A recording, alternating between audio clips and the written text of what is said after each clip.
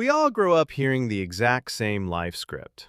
Go to school, get a job, find the one, get married, buy matching pillows for some reason, and then magically unlock happiness forever. That's the dream society sells us. But what if that entire idea is massively oversimplified?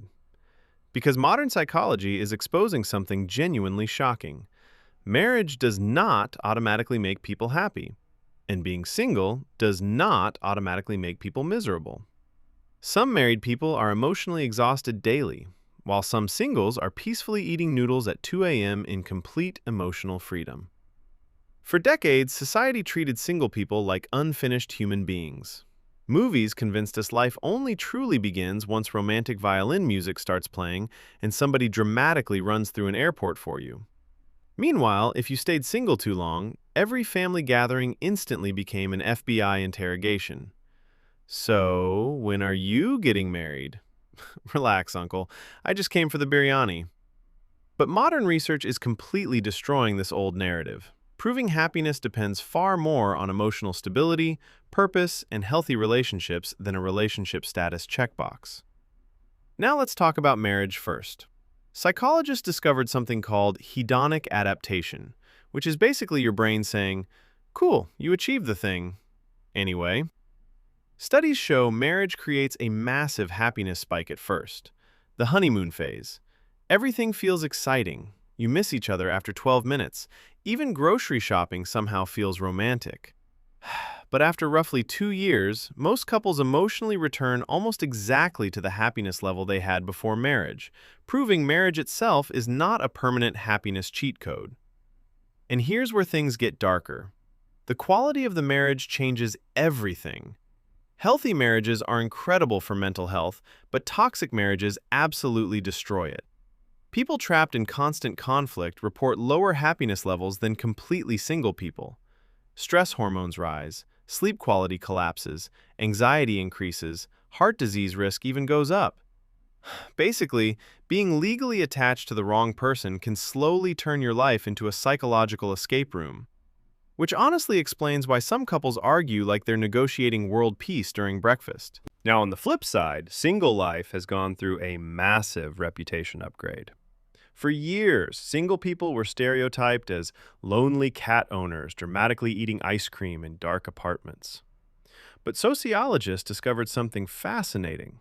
Single people are often more socially active than married couples. They maintain stronger friendships, visit family more often, help neighbors, and participate in communities. Meanwhile, many married couples slowly disappear into what scientists basically call the relationship bubble, where they communicate with the outside world exclusively through blurry baby photos and holiday cards. Researchers also discovered something called single at heart.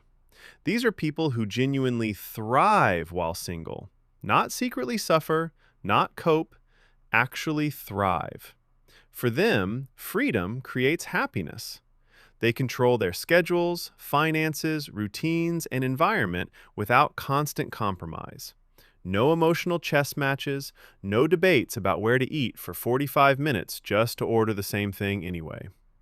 And honestly, the ability to peacefully starfish across your entire bed every night might be one of humanity's greatest underrated luxuries.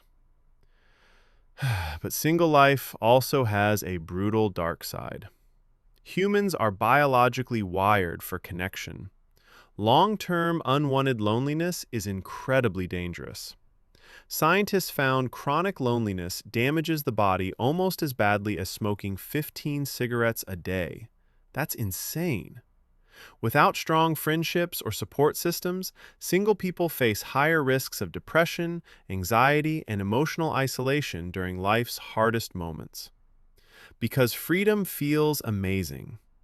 Until you're sick at 3 a.m., realizing there's nobody there to help you buy medicine or emotionally support you. And then we reach one of the strangest discoveries in this entire debate, the gender divide. Studies consistently show unmarried, childless women are statistically among the happiest groups in society, often outliving married women. Meanwhile, unmarried men tend to struggle far more emotionally and physically. Why? Because women usually build stronger emotional support systems outside relationships through friendships, family, and community. Men, however, often depend heavily on romantic partners for emotional support, which explains why breakups sometimes instantly transform men into motivational quote philosophers at the gym. So after all this, who actually wins? Singles or married people? According to the data, neither. Relationship status alone predicts almost nothing about long-term happiness. The real predictor is connection. A happily married person with trust, emotional safety, and stability can experience incredible joy. And a fulfilled single person, surrounded by deep friendships, purpose, freedom, and strong community, can feel equally fulfilled. Happiness is not locked behind a wedding ring or destroyed by solitude. It depends entirely on the quality of your relationships and your inner stability. The real danger comes from making choices out of fear. Marrying somebody because society pressured you? Disaster. Avoiding relationships completely because vulnerability scares you? Also disaster.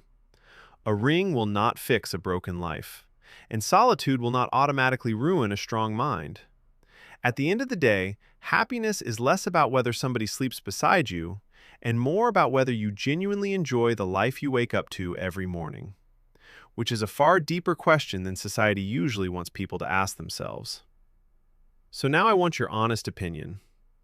Do you think modern society overhypes marriage? Or do you believe people are becoming too isolated? Would you rather have total freedom or lifelong partnership? Drop your honest thoughts and experiences in the comments below. And if you enjoy fast-paced psychological breakdowns with brutal honesty, cinematic storytelling, and zero pointless fluff, hit that subscribe button right now, because the next video gets even crazier, and trust me, you do not want to miss it. See you in the next one.